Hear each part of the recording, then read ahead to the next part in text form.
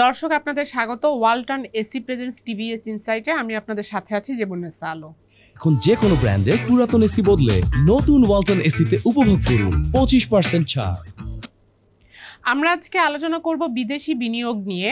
আমরা দেখতে পাই যে লেটেস্ট বাংলাদেশ ব্যাংকের ডেটায় 2024 সাল, যেটা বাংলাদেশের একটি ক্রাইসিস পিরিয়ড ছিল, সেই বছরে বিদেশি বিনিয়োগ 5 বছরের সর্বনিম্ন অবস্থায় নেমে এসেছে। যদিও বিদেশি বিনিয়োগের ট্রেন্ডটা যদি আমরা দেখি, কয়েক বছর ধরেই এটি ডাউনওয়ার্ড আছে। তো কেন কমছে এবং আমাদের ভবিষ্যৎ ট্রেন্ডটা কি দেখা যাচ্ছে, সেসব বিষয় নিয়ে আজকে আমরা আলোচনা করব। এই বিষয়টি নিয়ে রিপোর্ট করেছে আমাদের রিপোর্টার তন্ময় মোদক। আমরা তার কাছ থেকে জানবো আসলে বিদেশি বিনিয়োগ কোন কোন সেক্টরে কি অবস্থায় ইনভেস্টমেন্ট এসেছে 2024 সালে। আপনাকে স্বাগত আমাদের স্টুডিওতে। আপনি যদি একটু বলেন যে কি পরিমাণ ইনভেস্টমেন্ট এসেছে, প্রথমেই ফিগার দিয়ে শুরু করি আমরা, কেমন ইনভেস্টমেন্ট এসেছে। প্রথমে ধন্যবাদ আপা আমাকে শ্রোতা আমন্ত্রণের জন্য। তো আমরা যদি আপা বাংলাদেশ ব্যাংকের তথ্যগুলো আমরা একটু পর্যালোচনা করি, আপনি যেটা বললেন যে গত 5 বছরের মধ্যে আমরা কিন্তু 2024 সালে সর্বনিম্ন রেমিটেন্স ফরেন ডিরেক্ট ইনভেস্টমেন্ট, যেটা আমরা বলছি ফরেন ইনভেস্টমেন্ট, আমরা পেয়েছি। তো আমরা 2024 সালে পেয়েছি 1.27 বিলিয়ন। তো আমরা দেখছিলাম যে গত কয়েক বছর ধরেই আসলে এফডিআই এর যে ইনফ্লোটা, সেটা আসলে খুব বেশি ভালো হচ্ছিল না। লাস্ট 2022 সালে আমরা দেখেছিলাম 1.5 বিলিয়নের বেশি আমরা এই এফডিআই পেয়েছিলাম। তারপর থেকে কিন্তু আসলে ক্রমাগতভাবে এই এফডিআই এর ইনফ্লোটা কমছিল এবং সর্বশেষ 2024 সালেও কিন্তু 2023 সালের তুলনায় প্রায় 13.5% কিন্তু কমে এসেছে আমাদের এফডিআই ইনফ্লোটা। তো এই যে এফডিআই ইনফ্লোটা কমছে এবং একই সঙ্গে কিন্তু এটা আসলে আমাদের ফরেক্স মার্কেটকেও কিন্তু কিছুটা চাপে রাখছে, কারণ যখন কিনা এফডিআই ইনফ্লো হয় আমাদের ব্যাংক চ্যানেলে কিন্তু ডলারের যোগান বৃদ্ধি পায়, ডলারের অ্যাভেলেবিলিটি বৃদ্ধি পায়, সেটা আসলে কিন্তু ডলার মার্কেটটাকে স্টেবল রাখার ক্ষেত্রে কিছুটা সহায়তা করে। তো আমাদের যে ডলার মার্কেট কিছুটা ইনস্টেবল আমরা দেখছি কয়েকদিন ধরে, বর্তমানে কিছুটা স্টেবল হয়ে আসছে, মানে গত কয়েক মাস ধরে আমরা যেটা দেখেছিলাম আর কি। তো সেটা যে দেখছিলাম এর মধ্যে কিন্তু এফডিআই এর যে লো ইনফ্লোটা, সেটাও কিন্তু প্রভাব বিস্তার করেছে। আমরা যদি গত বছরের সিচুয়েশন দেখি কেন কমছে, আপনি যে 1.27 বিলিয়ন ডলার এসেছে, এর মধ্যে রিয়েলি আসলে ফরেন কারেন্সি ঢুকেছে কত? আপনি এখানে লিখেছেন যে প্রায় 49% রিইনভেস্টমেন্টই হয়েছে। আসলে আমরা যে এফডিআইটা দেখি, নেট এফডিআই যেটা দেখি, এটাকে আসলে 3টা ভাগে ভাগ করে কেন্দ্রীয় ব্যাংক দেখায়। একটা হলো আমার রিইনভেস্টেড আর্নিং, যেটা হলো আমার দেশেই ইনভেস্টমেন্টটা আছে, ফরেন ইনভেস্টমেন্টটা আছে, সেটা থেকে তারা আর্ন করেছে কিন্তু সেটা তারা বিদেশে নেয়নি, আমার দেশেই রেখে দিয়েছে এবং তারা ওইখানে ইনভেস্ট করেছে আবার। তো এটাকে আমরা বলছি রিইনভেস্টেড আর্নিং। এটাই কিন্তু আমার টোটাল যে নেট এফডিআই আছে তার 49%, মানে অর্ধেক, প্রায় 622 মিলিয়ন ডলারের মতো। তো এরপরে আছে ইকুইটি ক্যাপিটাল, যেটা কিনা অ্যাকচুয়াল এফডিআই, আমরা বলি যে বাইরে থেকে আসলে রিয়েল এফডিআই যেটা আসছে, এটা আসলে 400 থেকে 450 মিলিয়নের মতো। ইকুইটি ক্যাপিটাল আসলে রিয়েল ইনভেস্টমেন্ট, যেটা ক্যাপিটাল এসেছে যেটা মাত্র। আর এর বাইরে একটা আছে ইন্টার কোম্পানি লোন, মানে আমাদের যারা বিদেশি কোম্পানি এখানে আছে তারা তাদের মাদার কোম্পানিগুলো থেকে লোন নিয়ে আসে, তো সেটা 109 মিলিয়নের মতো আছে আর কি। তার মানে আমরা যদি রিয়েলি আমাদের ইনভেস্টমেন্ট যেটা হয়েছে, তাহলে কিন্তু সেটা আমরা এই 1.27 এর অর্ধেক হয়েছে। তার মানে আমাদের এই যে রিইনভেস্টেড আর্নিংস কেন বাড়ছে? রিইনভেস্টেড আর্নিং বাড়ার বেশ কয়েকটা কারণ আসলে ব্যাংকাররা আমাদের বলেছেন। প্রথমে যেটা হলো যে গত কয়েক বছরে কিন্তু আমাদের দেশ থেকে বিদেশিরা যে তাদের প্রফিট করতো সেটা নিয়ে যেত, এটা নিয়ে যেতে কিন্তু খুব ঝামেলায় পড়ে যেত। অনেক কোম্পানি ব্যাংকগুলোর কাছে যেত যে আমার আর্নিংটা আমি নিয়ে যাবো, কিন্তু ব্যাংকগুলো আসলে ডলার দিত না, কারণ তখনকার সময়ে আমাদের রিজার্ভ ফল করছিল, আপনি জানেন না যে 48 বিলিয়ন থেকে একদম 2022 এ আমাদের ডলারের ক্রাইসিস ছিল। হ্যাঁ, ইভেন 2024 সালের শুরুর দিকেও কিন্তু আমরা খুব বেশি স্বস্তিজনক অবস্থায় ছিলাম না। 24 সালে পুরো বছরই আমাদের ডলার ক্রাইসিসের মধ্যে দিয়ে গেছে। কিন্তু কিন্তু 2024 সালে আরেকটা ঘটনা ঘটেছে, যেটা হলো আমার দ্বিতীয়ার্ধে, যেটা অগাস্টে নতুন সরকার ক্ষমতায় আসার পরে আমার কিন্তু রেমিটেন্সের ইনফ্লো অনেক বেশি বেড়ে গেছে, এক্সপোর্টের পরিমাণটাও বেড়ে গেছে, যে কারণে কিন্তু আসলে যে ক্রাইসিসটা ছিল সেই ক্রাইসিসটা কিছুটা হলেও কমে এসেছে।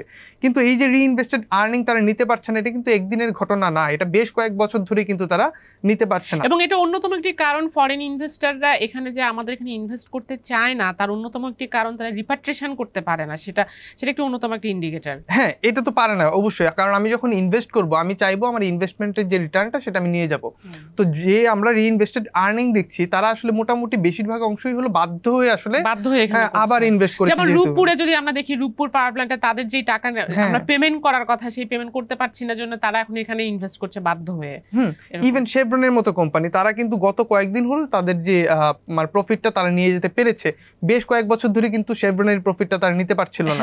এবং এই কারণে আমরা দেখেছিলাম যে ফরেন কোম্পানিগুলো যেগুলো লিস্টেড আছে সেগুলোর কিন্তু ডিভিডেন্ড ডিক্লারেশন ড্রাস্টিক্যালি কমে গিয়েছিল 2023-এর ডিক্লারেশনটা, যেহেতু তারা নিতে পারছে না। এবং এটা ফরেন ইনভেস্টরদের মধ্যে একটা চরম নেগেটিভ ইমপ্রেশন তৈরি করেছিল, যেহেতু তারা এখান থেকে ডিভিডেন্ড ব্যাক করাতে পারছিল না। তো সেটাও আমাদের আসলে ফ্লোকে ডিস্টার্ব করেছে।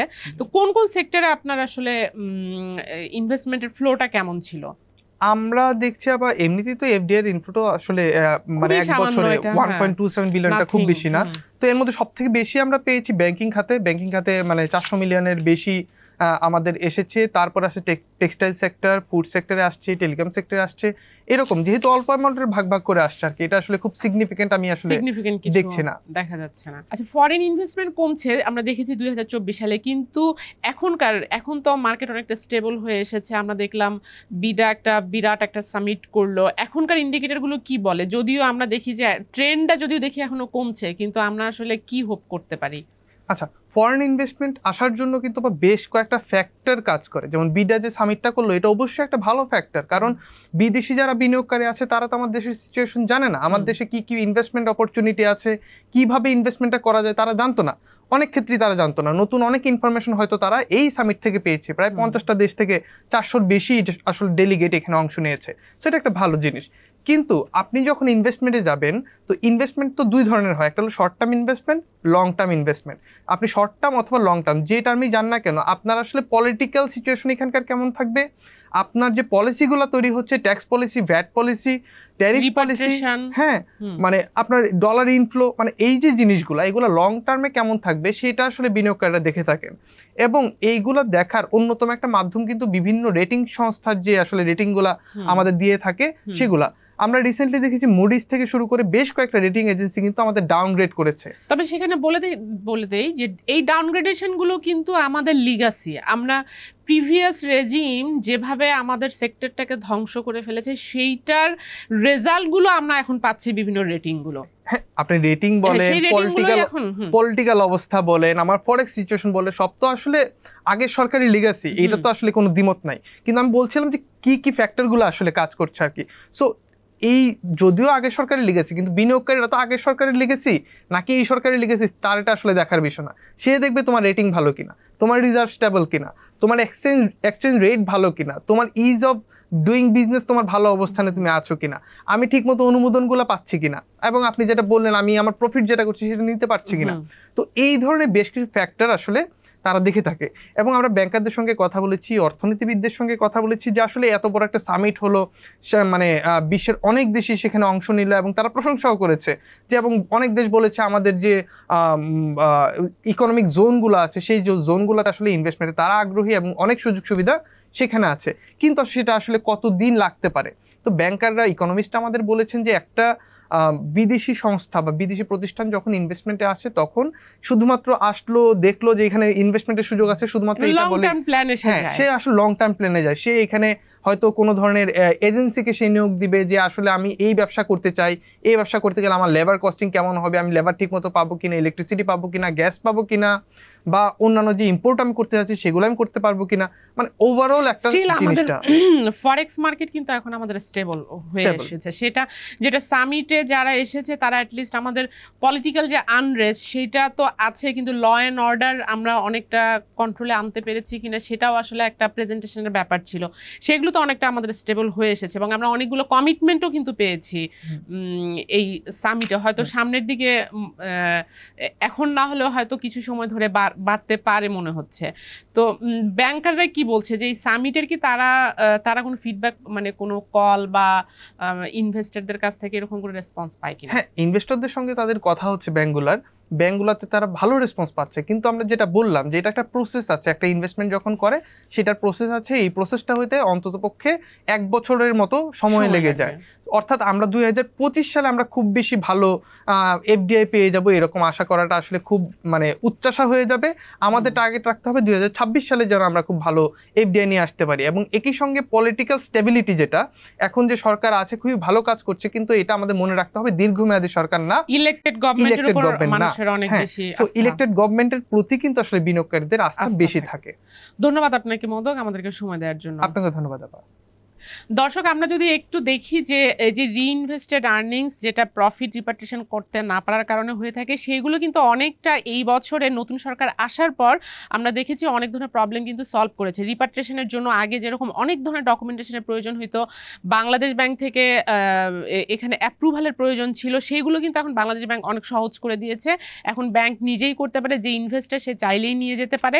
এছাড়া আমাদের রিজার্ভ রিভিল্ড হচ্ছে এখন, আপনারা জানেন যে আমাদের 20 থেকে 21 বিলিয়ন ডলারের মধ্যে থাকছে এবং খুব খুব অল্প করে হলেও কিন্তু বাড়ছে।